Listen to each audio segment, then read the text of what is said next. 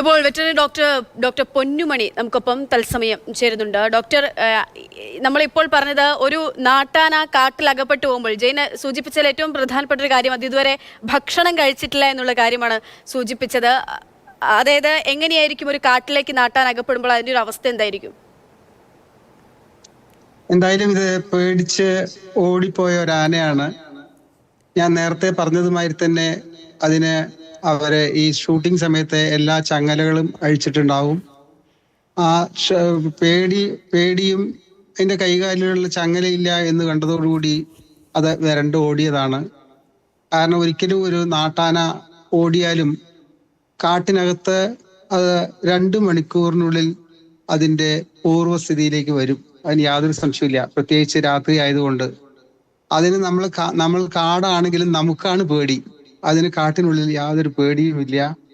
അതുകൊണ്ട് അത് ചുറ്റുമുള്ള പുല്ലുകൾ മേഞ്ഞ് അവിടെ സുഖമായി ഇരുന്നിട്ടുണ്ടാകും എന്നാണ് എൻ്റെ വിശ്വാസം. അതായത് ജെയിൻ പറയുന്ന അനുസരിച്ച് ഇവര് പോയ വഴിയൊക്കെ ആനയുടെ കാൽപ്പാടുകൾ തേടിയാണല്ലോ ഈ ആനയെ കണ്ടുപിടിക്കുന്ന ആ സ്ഥലത്തേക്ക് എത്തുന്നത്. അവിടെയൊന്നും പുല്ലൊന്നും ആ തരത്തിൽ ആന തിന്നതായി തോന്നുന്ന തരത്തിലുള്ള ഒരു സൂചന പോലും ഇല്ല. പുല്ലിളക്കി മറിച്ചതൊക്കെ ഉണ്ടാകുമല്ലോ, അങ്ങനെയൊന്നും ഇല്ല എന്നാ പറയുന്നത്. അല്ലല്ല, ഏതൊരു ജീവിയും ഈ പ്രത്യേകിച്ച് മേഞ്ഞു നടക്കുന്ന ജീവി അത് പ്രത്യേകിച്ച് അടുത്ത് പുല്ലുണ്ടെങ്കിൽ അത് തിന്നും. അത് നമ്മള് കണ്ടോളം നിർബന്ധമൊന്നുമില്ല. അത് അവിടെ തന്നെ നിന്നതായിരിക്കില്ല, നടന്ന് മേഞ്ഞിട്ട് പോയിട്ടുണ്ടാവും. അതുകൊണ്ട് ആ വക പ്രശ്നങ്ങളില്ല. കാരണം അത് വൈകുന്നേരം വരെ അതിന് ഈ ഷൂട്ടിംഗ് ആണെങ്കിലും അവന് തീറ്റ കൊടുത്തിട്ടുണ്ടാവും. ആ തീറ്റ കൊടുത്തതുകൊണ്ട് രാത്രി ഒരു 10-12 മണിക്കൂർ അല്ലെങ്കിൽ ഒരു ദിവസമോ 2 ദിവസമോ തീറ്റ കിട്ടിയില്ലെങ്കിൽ അതിന് യാതൊരു പ്രശ്നവും. അതിന് അത്യാവശ്യം വേണ്ടത് വെള്ളമാണ്.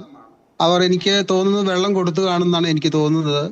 അല്ലാതെ വേറെ തീറ്റ കിട്ടിയില്ല എന്ന് പറഞ്ഞ് നമുക്ക് അതിന് പ്രശ്നം ഉണ്ടാകാനുള്ള യാതൊരു സാധ്യതയും ഇല്ല. അതായത് ഒരു നാട്ടാന കാട്ടിലേക്ക് അകപ്പെടുകയാണെങ്കിൽ പെട്ടെന്ന് തന്നെ ആ സ്ഥലവുമായിട്ട് അത് അഡാപ്റ്റ് ചെയ്യപ്പെടും, മറ്റു പ്രശ്നങ്ങളൊന്നും ഉണ്ടാകില്ല അല്ലെ? ഒരു പ്രശ്നം ഉണ്ടാക്കാൻ കാരണം കാട്ടിൽ വളർന്ന ഒരു ജീവിയാണ് ഇത്. നമ്മൾ മെരുക്കി എടുത്തു എന്ന് മാത്രമേ ഉള്ളൂ. അല്ലാതെ അത് മെരുകിയിട്ടില്ല. മെരുക്കി എടുത്ത ജീവിയാണ്. അത് കാട്ടിലെ ജീവി തന്നെയാണ്. അതെന്തായാലും ഈ നാട്ടിൽ വളർന്ന സ്വഭാവം അതിനുണ്ടാവും. പ്രത്യേകിച്ച് അതിന്റെ പാപ്പാന്മാരെ അതിനെ കണ്ടാൽ പ്രത്യേകിച്ച് തിരിച്ചറിയും. ആ പാപ്പന്മാരുടെ മണം അതിന് എപ്പോഴും ആ പാപ്പാനെ കണ്ടു കഴിഞ്ഞാൽ ദൂരത്തുനിന്ന് അതിനെ മണം പിടിച്ച് എന്റെ പാപ്പാനെ അടുത്തെത്തിയിട്ടുണ്ടെന്ന് അതിന് മനസ്സിലാക്കാൻ സാധിക്കും. അതുപോലെ അതിന്റെ ഓണർ സ്ഥിരമായി അതിന്റെ അടുത്ത് പോകുന്ന ആളാണെങ്കിൽ ആ ഓണറെയും അതിന് തിരിച്ചറിയാൻ പെട്ടെന്ന് സാധിക്കും. അതിനൊന്നും യാതൊരു പ്രശ്നമില്ലാത്തൊരു ജീവിയാണ് ആന. അതുകൊണ്ട് എൻ്റെ അഭിപ്രായത്തിൽ പല ആനകളും ഒരു 55 ആനകളോളം ഞാൻ മയക്കുവെടി വെക്കാൻ പോയിട്ട് അതിന്റെ പല അനുഭവങ്ങളുടെ വെളിച്ചത്തിലാണ് ഈ കാര്യങ്ങളൊക്കെ പറയുന്നത്. പ്രത്യേകിച്ച് ഈ ആന ഓടിപ്പോയി കഴിഞ്ഞാൽ മിക്കവാറും 1-2 മണിക്കൂറിനുള്ളിൽ ആ വേദന മാത്രമേ ആ സ്ഥലത്തുണ്ടാവുള്ളൂ. ആ ഇടികൊണ്ട വേദന, ആ മറ്റൊരാന ഇടിച്ച വേദന മാത്രമേ ഉണ്ടാവുള്ളൂ. ബാക്കിയുള്ളതെല്ലാം അതിന്റെ നോർമൽ സ്വഭാവം മതപ്പാടല്ലെങ്കിൽ അത് 1-2 മണിക്കൂറിനുള്ളിൽ അതിന്റെ നോർമൽ സ്വഭാവത്തിലേക്ക് തിരിച്ചെത്തിയിട്ടുണ്ടാവും. അതിന് യാതൊരു സംശയമില്ല. ഈ സാധുവിനെ ഇപ്പോൾ കാണുമ്പോൾ നേർക്കാഴ്ചയിൽ അതിന് മറ്റാരോഗ്യ പ്രശ്നങ്ങളൊന്നും ഇല്ല എന്നുള്ളതാണ് ജെയിൻ അവിടെ നിന്ന് റിപ്പോർട്ട് ചെയ്യുമ്പോൾ നമുക്ക് ദൃശ്യങ്ങൾ കാണുമ്പോൾ മനസ്സിലാകുന്നത്. അപ്പോൾ ആ വേദനയ്ക്ക് അപ്പുറത്തേക്ക് ബുദ്ധിമുട്ട് അല്ലെങ്കിൽ ആനയ്ക്ക് മറ്റു ആന്തരിക പ്രശ്നങ്ങളൊന്നും ഉണ്ടാവില്ല അല്ലെ ഈ കുത്തേറ്റതിന്റെ? നിങ്ങളുടെ വീഡിയോ കാണുമ്പോൾ തന്നെ അത് നോക്കൂ. ഇപ്പൊ തന്നെ അവർ കൊടുത്ത ആഹാരങ്ങളെല്ലാം കഴിച്ചുകൊണ്ടിരിക്കുന്നു. നിങ്ങളുടെ വീഡിയോയിൽ തന്നെ ഒരു സൈഡില് ആ ആന കഴിച്ചുകൊണ്ടിരിക്കുന്നുണ്ട്. അതിന് യാതൊരു പ്രശ്നവും ഇല്ല. ഒരു വേദന ഉണ്ടാവും. കാരണം ഏതൊരു ആനയും മറ്റൊരു ആനയുമായിട്ട് ഇടികൊള്ളുന്ന സമയത്ത് എവിടെ ഇടിച്ചു എന്നുള്ളത് നമുക്ക് അറിയുന്നില്ല, എനിക്കറിയാൻ സാധിക്കില്ല. എങ്കിലും അതൊരു വേദന ഉണ്ടാവും. ആ വേദനയ്ക്കുള്ള അവിടെ കൊണ്ടുപോയി ഒരു വേദനയ്ക്കുള്ള ഇഞ്ചക്ഷൻ കൊടുത്തു കഴിഞ്ഞാൽ അത് മിക്കവാറും ശരിയാകുന്ന കണ്ടീഷനാണ്. അല്ല വേറെ ആനയ്ക്ക് യാതൊന്നും ഇപ്പൊ പേടിക്കത്തക്ക വിധത്തിൽ യാതൊന്നും ഇല്ല എന്നാണ് എൻ്റെ ഇപ്പോഴത്തെ നിഗമനം. അതുപോലെ ഈ ഷൂട്ടിംഗ് ലൊക്കേഷനിലൊക്കെ ആന ഇങ്ങനെ വിരണ്ടോടുക എന്ന് പറയാൻ മറ്റു പ്രശ്നങ്ങളൊന്നും ഉണ്ടാകാത്ത ഒരു തരത്തിൽ ഭാഗ്യം കൂടിയാണ്. അപ്പോൾ ഏത് തരത്തിലായിരിക്കണം ആനയെ ഇടപെടേണ്ടത്, ആനയെ കൈകാര്യം ചെയ്യേണ്ടത്? അല്ല, ആന നമ്മൾ കൈകാര്യം ചെയ്യാൻ അവിടെ വരുന്നില്ല. ആന ഷൂട്ടിംഗ് എന്ന് പറഞ്ഞാൽ തന്നെ അവരുടെ ഷൂട്ടിംഗ് സമയത്ത് അവിടെ നിർത്തൽ മാത്രമായിരിക്കും മിക്കവാറും ഈ ആനയെ കൊണ്ട് ഉദ്ദേശിക്കുന്നത്. അപ്പൊ അല്ലെങ്കിൽ നടത്തുക ഒരു ഒരു ഫോറസ്റ്റിൽ നിന്ന് ആന വരുന്ന സീനോ വലുതോ ആയിരിക്കാം. അപ്പൊ അങ്ങനെ വരുന്ന സമയത്ത് ഇവരെന്ത് കാണിക്കും? ഇത് ശരിക്കും ഫോറസ്റ്റിന്റെ ഒരു കാട്ടാന വരുന്ന സമയത്ത് അതിന്റെ ദേഹത്തൊന്നും ചങ്ങല ഒന്നും ഉണ്ടാവില്ല. അതുപോലുള്ള സീനിലായിരിക്കും മിക്കവാറും ഇവര് അഭിനയിപ്പിച്ചിട്ടുണ്ടാകുക. അപ്പൊ ഈ ആന ഒന്നാമത് വരണ്ടു, പക്ഷെ പാപ്പാമാരും അടുത്ത് തന്നെ ഉണ്ടാവും. അതിന് യാതൊരു സംശയമില്ല. ഈ 2 പാപ്പാമാരും അടുത്ത് തന്നെ ഉണ്ടാവും. അല്ലാതെ പ്രത്യേകിച്ച് പാപ്പാമാർക്ക് അവിടെ ചെയ്യാനൊന്നുമില്ല. പക്ഷെ ഈ ചങ്ങലകളെല്ലാം കൂടെ അഴിച്ചു മാറ്റിയ സമയത്ത് അതിന് ഈ കൂട്ടാനിൽ നിന്ന് കുത്തും കിട്ടിയ സമയത്ത് അത് വിരണ്ടോടി, അതിന് യാതൊരു സംശയമില്ല, അത് വിരണ്ടോടി.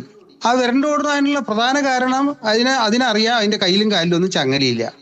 ആ ചങ്ങലയില്ല എന്ന് പറഞ്ഞാൽ കുറച്ച് ഓടാനുള്ള സാധ്യത വളരെ കൂടുതലാണ്. അതുകൊണ്ട് അത് ഓടിയതാണ്. അത് ഞാൻ നേരത്തെ നിങ്ങളുടെ മോർണിംഗ് ഇന്റർവ്യൂവിൽ തന്നെ ഞാൻ പറഞ്ഞതാണ്. അത് ദൂരത്ത് പോകാനുള്ള സാധ്യതയില്ല. കാരണം അത് നമ്മളോട് എന്താണ്, നമ്മൾ മെരുക്കി എടുത്ത ആനയാണ്. നമ്മളോട് ഇണങ്ങാനുള്ള സാധ്യതയില്ല, മെരുക്കി എടുത്തതാണ്. ആ മെരുക്കി എടുത്ത ആന എന്തായാലും കാട്ടിൽ പോയാൽ ജീവിക്കാൻ മറ്റ് കാട്ടാനകളുടെ കൂടെ സാധിക്കില്ല. അതുകൊണ്ട് കാട്ടാനകളുടെ പോകാനുള്ള യാതൊരു സാധ്യതയില്ല. അതുകൊണ്ട് നമ്മൾ പാപ്പാൻ പറഞ്ഞതനുസരിച്ച് കേട്ടു. ഞാൻ വീണ്ടും പറയുന്നു, ഏതൊരാനയും മതപ്പാടില്ലാത്ത ഒരാന ഇടഞ്ഞു ഓടിക്കഴിഞ്ഞാൽ 1-2 മണിക്കൂറിനുള്ളിൽ മയക്കുവെടി കൊടുക്കാതെ തന്നെ ശാന്തനാവും. അതിന് യാതൊരു സംശയമില്ല.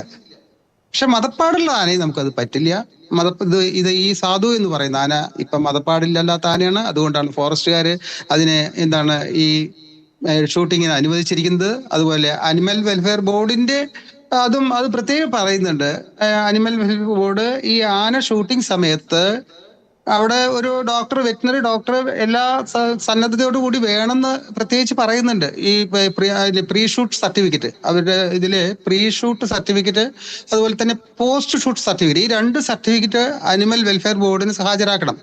അതിൽ ഈ പ്രീ ഷൂട്ട് സർട്ടിഫിക്കറ്റില് ആ സമയത്ത് ഈ ഡോക്ടർ അവിടെ വന്ന് ഈ ആനകളെ കണ്ടു, ആനകൾക്ക് യാതൊരു കുഴപ്പവുമില്ല, ഷൂട്ടിങ്ങിന് അനുവദനീയമാണ് എന്ന് പറഞ്ഞിട്ടാണ് അതിൽ എഴുതി കൊടുക്കുന്നത്. അതിൽ ആന ഉടമസ്ഥന്റെ പേര്, പാപ്പാന്റെ പേര് എല്ലാം ഉണ്ടാവും. അതുപോലെ ഏത് ഫിലിമിന് വേണ്ടിയിട്ടാണ് ഷൂട്ടിംഗ് നടത്തുന്നത്, ആ ഷൂട്ടിങ്ങിന്റെ കമ്പനിയുടെ പേര് എല്ലാം അതിലുണ്ടാവും, ഡയറക്ടറുടെ പേര് എല്ലാം ഉണ്ടാവും. അത് കഴിഞ്ഞാൽ ഇനി പോസ്റ്റ് ഷൂട്ട് സർട്ടിഫിക്കറ്റ്, ഈ ലൊക്കേഷൻ സ്ഥലങ്ങളിലൊക്കെ ആനയെ കൈകാര്യം ചെയ്യേണ്ടത്, ആനയെ അഭിനയിപ്പിക്കുമ്പോൾ ഉൾപ്പെടെ സ്വീകരിക്കേണ്ട മാനദണ്ഡങ്ങളൊക്കെയാണ് അദ്ദേഹം പറയുന്നത്. എന്തായാലും ശരി, ഒരുപാട് നന്ദി ഡോക്ടർ ഞങ്ങളോട് ഈ നിമിഷം പ്രതികരിച്ചതിന്. ഡോക്ടർ രാവിലെ മുതൽ തന്നെ നമ്മളോട് ഈ വിഷയവുമായി ബന്ധപ്പെട്ട് പ്രതികരണം നടത്തുന്നുണ്ടായിരുന്നു. എന്തായാലും ആരണ്യ പ്രജാപതി എന്നാണ് സാധു അറിയപ്പെടുന്നത്. പുതുപ്പള്ളി സാധു പുതുപ്പള്ളിക്കാരനൊന്നുമല്ല, അന്യ സംസ്ഥാനത്ത് നിന്ന് 98-ൽ കേരളത്തിലേക്ക് എത്തിയിട്ടുള്ളതാണ്. ഒരുപാട് ആരാധകരുള്ള ഒരു ആന കൂടിയാണ്. പുതുപ്പള്ളി സാധുവിനെ കാണാതെ പോയി എന്നുള്ള ഒരു വാർത്ത വന്ന് ആ സമയം മുതൽ ആരാധകരും വലിയ തോതിൽ തന്നെ കാത്തിരിപ്പായിരുന്നു. ആ കാത്തിരിപ്പിനൊക്കെ വിരാമമായിട്ടാണ് ആനയെ കണ്ടുകെട്ടിയത്.